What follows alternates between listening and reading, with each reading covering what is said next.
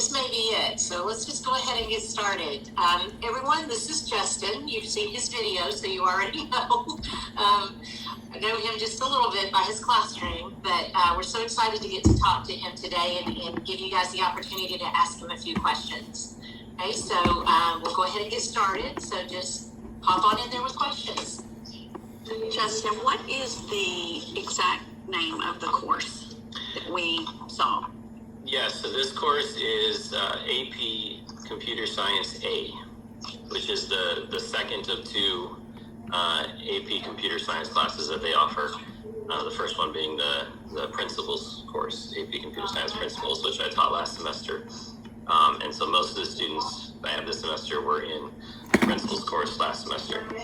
And those are the second and third classes in the Computer Science pathway that we offer. The first class being Intro to Digital Tech, which is also the first class for the Web Design pathway, which is the other one.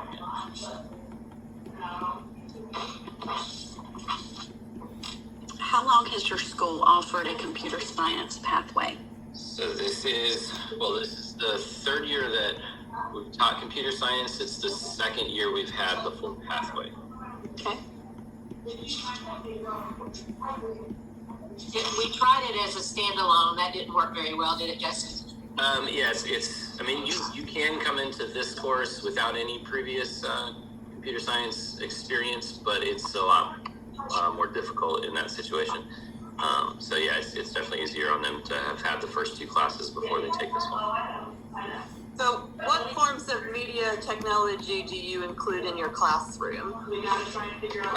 Media technology, as far as like presenting media to them, I mean, I primarily just use reports with Microsoft OneNote is the one I like to use. I do, for all my classes, I do the class notes and kind of lectures with OneNote.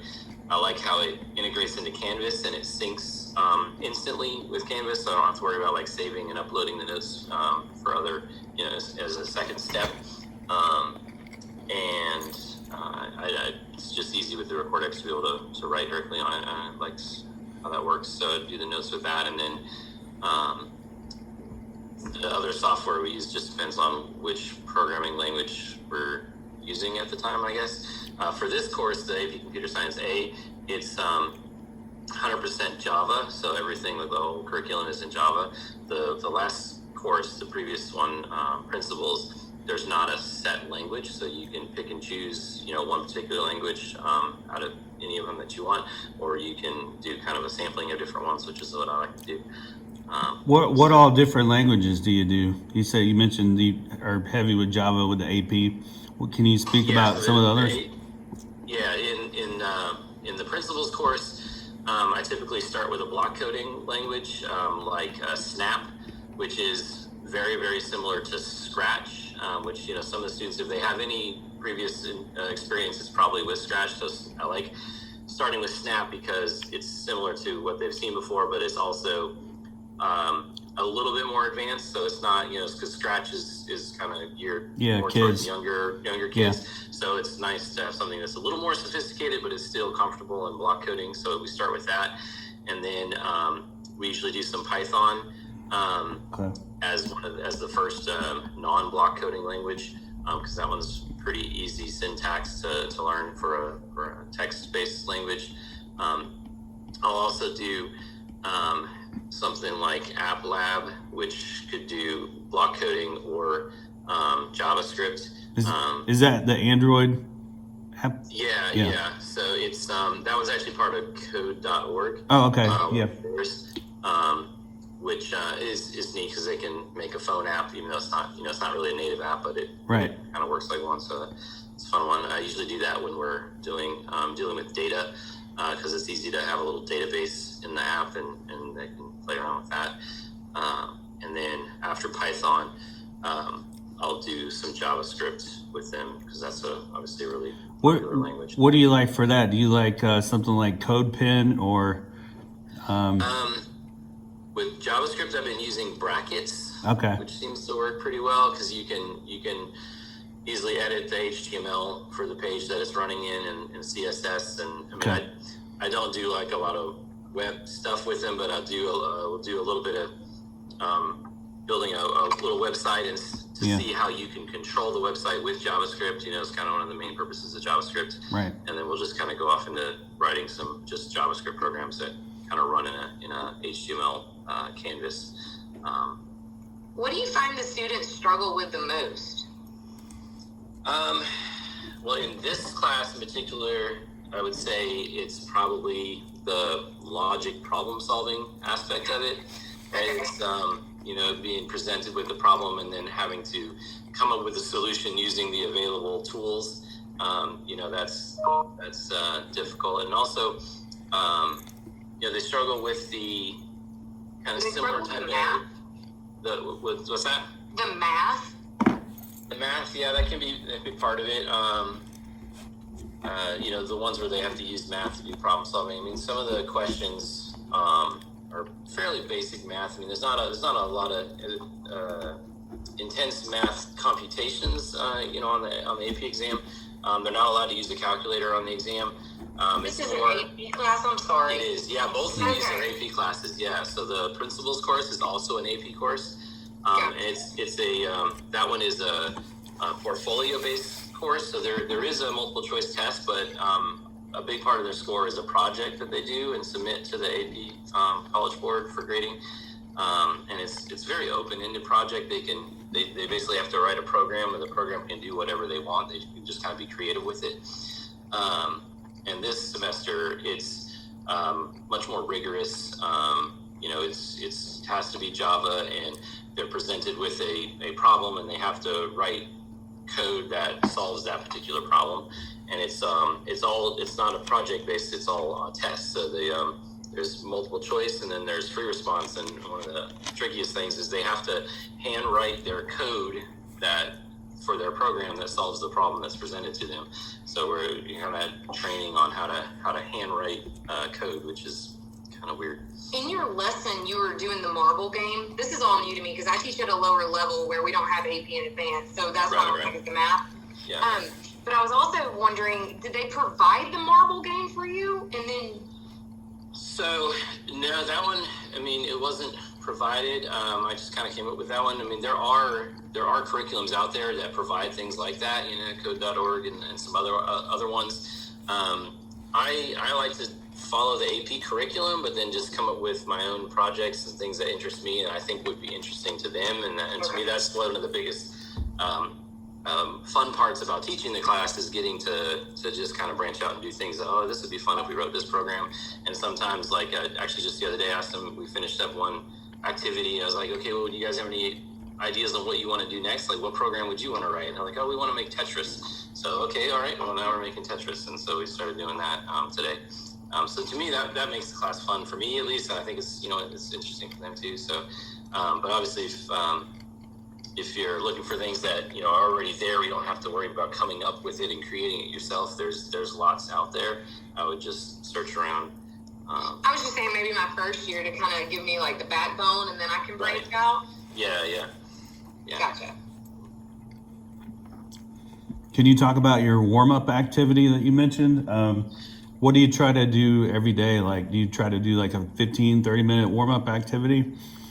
Yeah, so the warm-up, I guess I expect it to take maybe 10, 15 minutes. And the idea with that is to be training them to be handwriting the code for those warm-ups. I try to present them with a problem that's somewhat similar to what they might see on the free response section of the AP exam. Okay.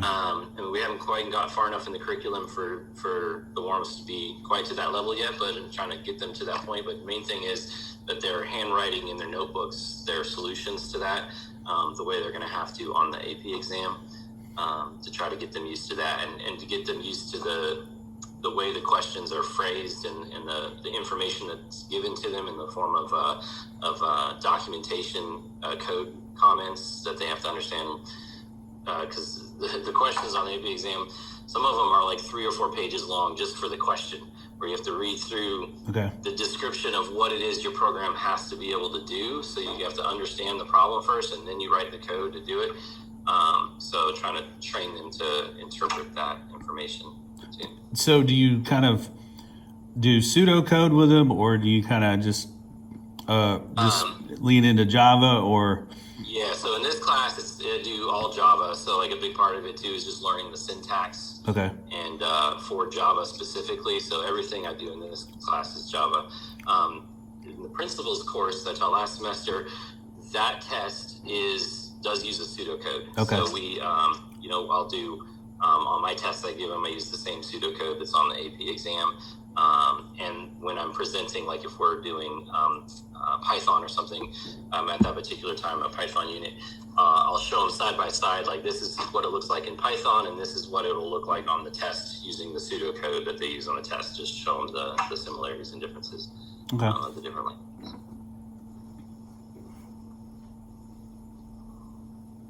And you guys, just to kind of let you know, this is Python will be our third course, so you'll be learning Python. Right. And that pseudocode piece will be part of your second course. So Yeah. it's a good thing you're going to be learning that, since your kids may need it. I had a question about you like when your students come up with different solutions, do you kind of like keep those different solutions so you can kind of know what they're gonna kind of turn in? How often do you see someone come out of left field with a solution to a coding problem? Yeah, so actually there's something we talked about a lot, how there's not one right way to do it. Yeah. And I do try to show multiple different solutions and ask them, and did you have a different way to do it? Because that does happen where someone will come up with something that works, and it's like, wow, I never would have thought of that. And the way the AP exam is graded also, as long as it's valid Java code and it accomplishes the task, for the most part, it will get full credit. So I try to emphasize the fact that is, they're not looking for the one right answer. They're just trying to get it to work in a way that makes sense to them, using the tools available. And a lot of times there is kind of one standard way to do something that's maybe the most efficient or something, but Right. It doesn't mean that another way is necessarily wrong. So. Okay. I noticed you were using NetBeans. Do you prefer using that? With Java, I found I like NetBeans. I've tried several. The first year I taught this course, I tried several different ones, and I did Eclipse for a while. And Eclipse is, in a lot of ways, it's similar to NetBeans, but I found with Eclipse, the students were, I don't know what they were doing, but they were like clicking on some stuff and like really messing up the whole thing, and like getting it to a point where it wasn't working anymore. I was like, I couldn't figure out how to fix it for them, because they clicked in some things, and it was a little too much control for them. NetBeans seems to not have that problem. It seems to be fairly easy to use, but it's still an actual IDE that's used in industry. Okay. But I've also tried some of the kind of education based IDEs that are for learning Java. Like Greenfoot, I think was one that I tried for a while. That was fine. I mean, it worked fine. There's a couple other ones too, but I like NetBeans. Okay. So what are some real world computing problems and problem based situations that you incorporate into your lesson plans? Most of the kind of coding activity that I come up with, I guess you could argue are real world based. We do several game type stuff because that interests them, but not everything we do is games. Some of the things that we've done this semester is we programmed a calculator that uses Polish notation calculator. In the past, we've done a little bit of AI activity, just like a simple like what animal are you thinking of kind of thing, or the program can ask you some questions and then determine what animal you were thinking of, something like that. So the activities that come up with, it's hard to think of I'm sorry, my lights turn off if you don't move around. Okay. It's hard to think of a program you write that's not real world in some way, I guess,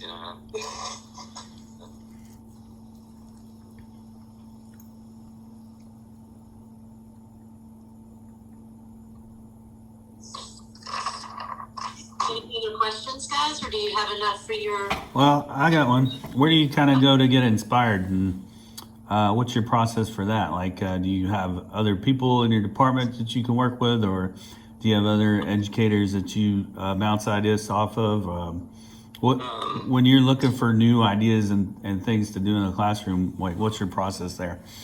I do sometimes pick the brain of some friends of mine I know that are programmers, for their jobs.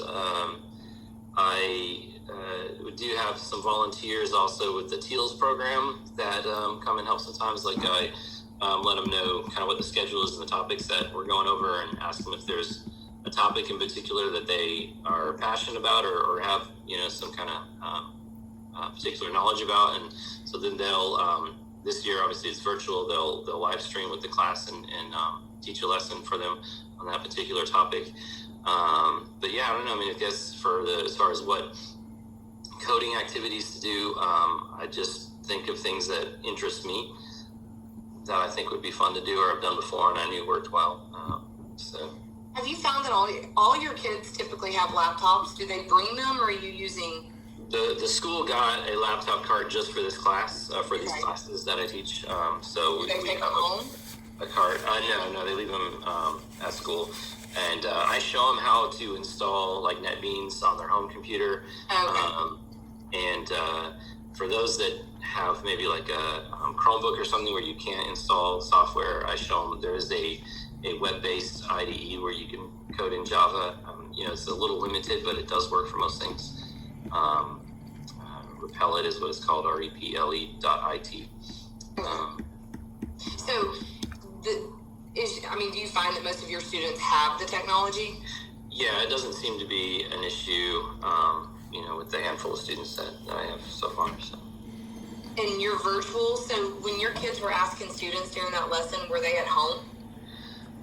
So we were on hybrid. So at the time, well, at least at the time of that recording, I had half my students actually in class, and the other half were at home, either watching live or watching the recording later.